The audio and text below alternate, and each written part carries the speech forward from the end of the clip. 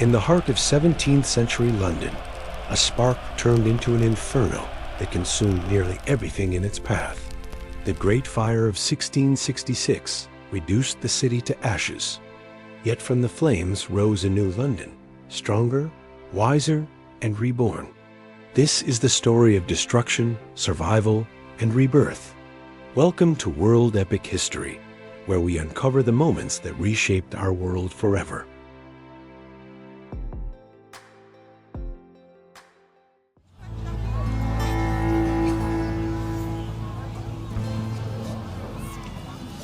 In the summer of 1666, London was a city of bustling trade, crowded streets, and medieval timber buildings that stood shoulder to shoulder. The weather had been dry, and the streets were ripe for disaster. People went about their business unaware of the inferno that would soon ravage the heart of the city. The old London, with its narrow lanes and tightly packed houses, was a ticking time bomb, ready to ignite with the smallest spark. The calm, however, would be shattered by an event that would forever change the city's landscape.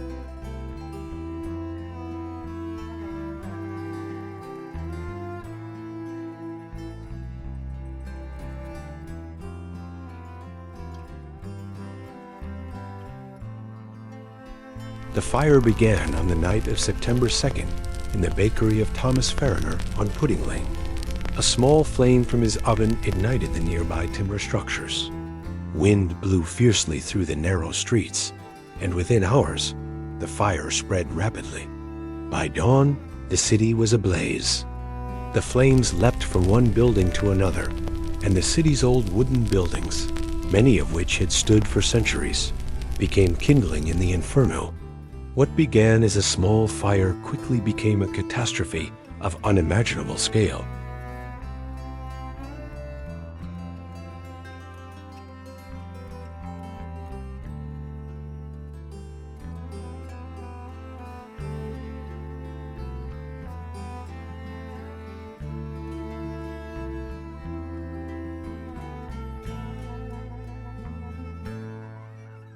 As the fire raged, people fled in panic, their homes reduced to smoldering ruins.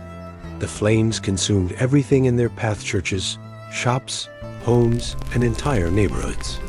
The fire roared for days, the smoke blotting out the sun and turning day into night. Firefighting efforts were futile against the overwhelming blaze.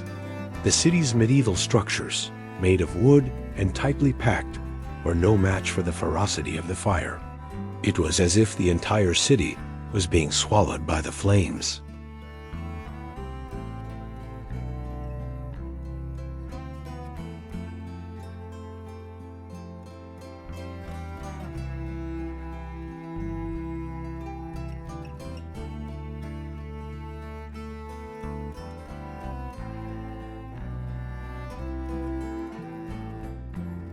By the time the fire was finally under control, 4/5 of the city had been reduced to ashes. Over 87 churches, including St. Paul's Cathedral, were destroyed. Thousands of homes, shops, and businesses lay in ruins. The heart of medieval London had been obliterated. The fire was a devastating blow, but its aftermath would set the stage for the city's transformation. London would rise from the ashes, but not without significant pain and loss. The city that had once been teeming with life now stood as a charred shadow of its former self.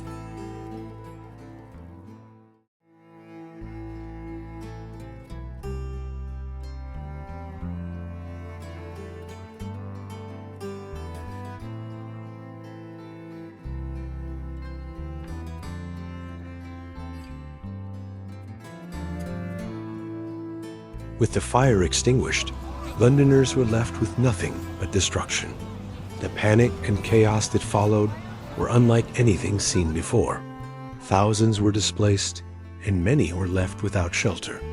Some sought refuge in the countryside, while others camped along the riverbanks, waiting to see what would become of their beloved city. The disaster struck a devastating blow to the economy, as businesses were wiped out and merchants lost their livelihoods.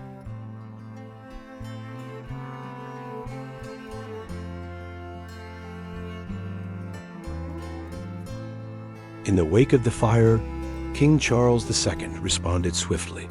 Recognizing the monumental task of rebuilding London, he established commissions to oversee the recovery efforts and appointed surveyors to evaluate the damage. The king's leadership brought a sense of order amidst the chaos, but the rebuilding would not be an easy task. The destruction had been so widespread that the task of restoration seemed insurmountable. Yet, this was the moment when London would begin its rebirth.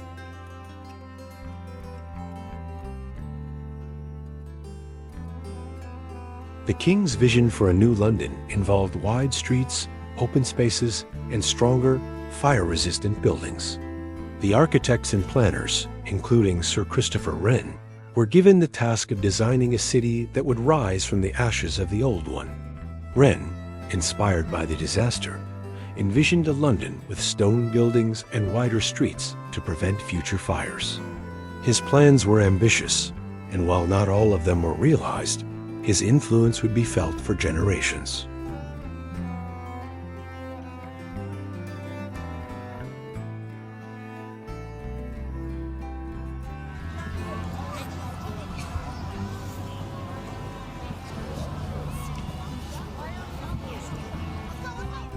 The work of rebuilding London was not without its challenges. The city's merchants, who had lost everything, were given support to restart their businesses. The Royal Exchange was rebuilt, and new housing was constructed on the foundations of the old. As the city slowly regained its footing, a sense of renewal began to spread. Yet, there were those who resisted change, preferring the old, familiar London. But for many, the fire had opened the door to a brighter, safer future.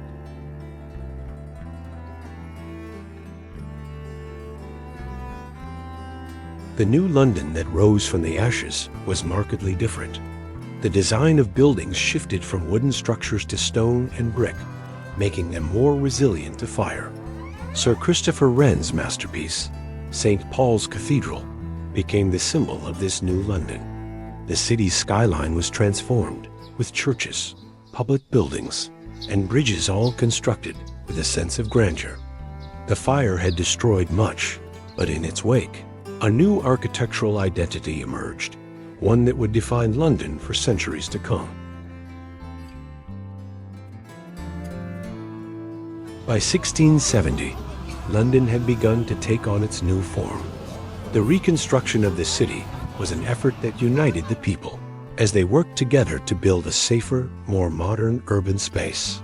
Though the scars of the Great Fire would never fully fade, the tragedy became a turning point in the city's history. What had once been a medieval labyrinth of wooden structures was now a city with wide streets, grand buildings, and a modern architectural identity. London was reborn, and its future was bright.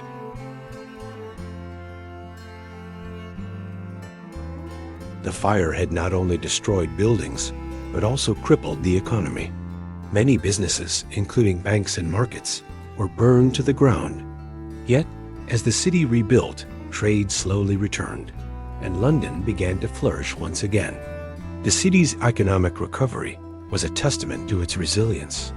Merchants and artisans found new opportunities, and the economy began to diversify.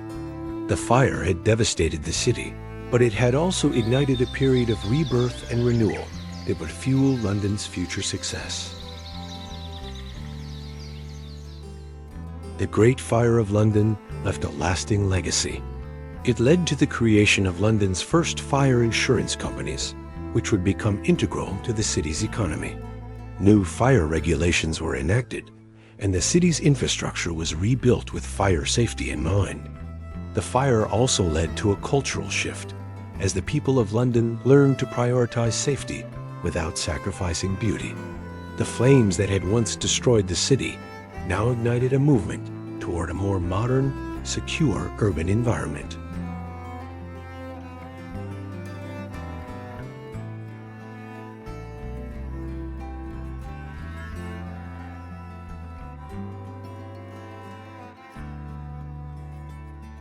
As the city recovered, London entered a new era. The fire had taken away much, but it had also brought new possibilities. The city began to modernize, and its global importance grew. London became a hub for trade, finance, and culture, attracting people from all over the world. The city's rebirth was not only physical, but also symbolic of the resilience and determination of its people. The Great Fire of London had destroyed much, but it had also laid the groundwork for a thriving, modern city.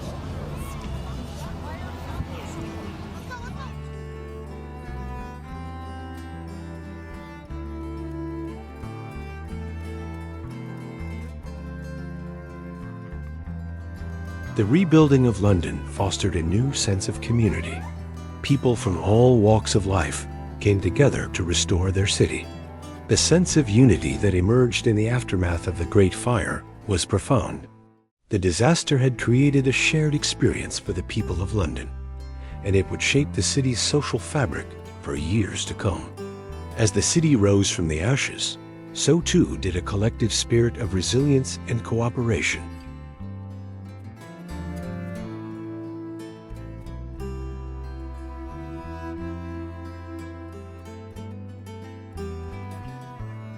The fire not only transformed the architecture of London, but also influenced the broader field of urban planning. The lessons learned from the disaster led to changes in how cities were designed, with an emphasis on wider streets, more open spaces, and fire-resistant materials. The Great Fire of London marked a turning point in urban development, showing the importance of planning for resilience in TH.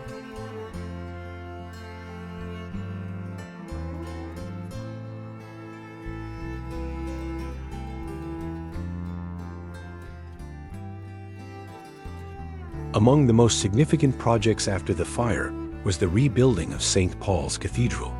Under the direction of Sir Christopher Wren, the cathedral was transformed into an architectural masterpiece, symbolizing the resilience of London. The iconic dome became a symbol of hope, standing tall above the city's skyline. The cathedral's restoration took decades, but it was worth the effort, becoming not just a place of worship, but also a lasting reminder of London's strength and recovery.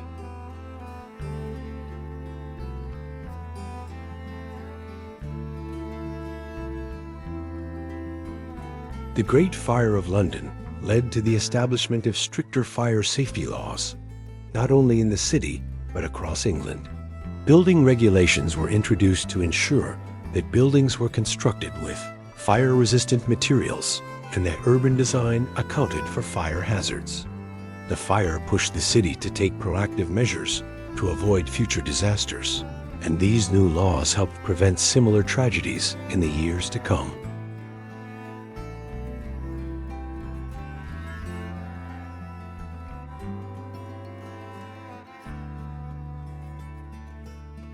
The Great Fire of London is deeply embedded in the city's identity.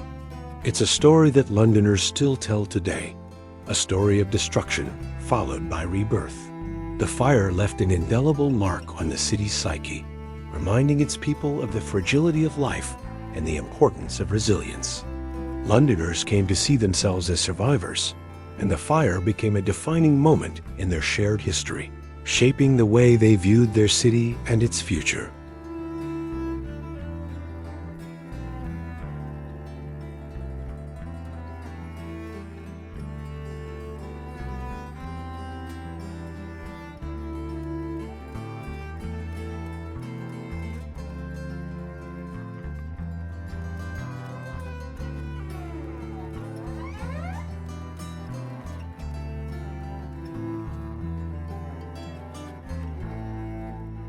Today, the legacy of the Great Fire is still evident in London's architecture and urban planning. The city's commitment to fire safety, its wide streets, and the iconic buildings that rose from the ashes are reminders of a city that refused to be broken. The fire may have devastated London, but it also sparked a transformation that allowed the city to become the thriving, resilient metropolis it is today.